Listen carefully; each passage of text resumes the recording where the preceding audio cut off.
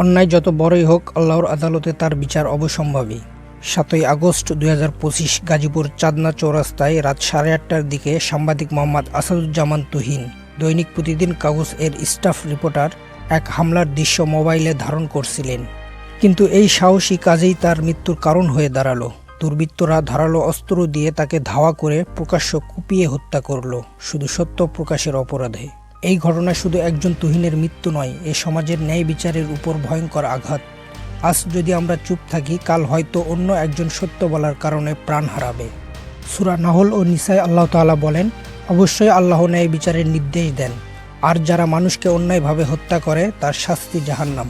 দুনিয়ার আদালত হয়তো দেরি করবে, কিন্তু আল্লাহর আদালতে কোনো বিলম্ব নেই।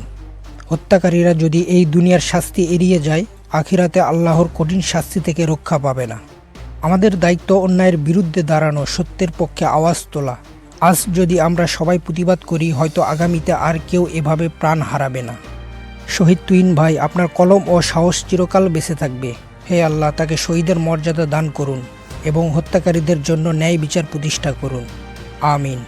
অন্যায়ের প্রতিবাদ করুন, সত্যের পক্ষে দাঁড়ান। ভিডিওটি শেয়ার করুন যেন সবাই জানে অন্যায় করলে তার পরিণতি ভয়ঙ্কর।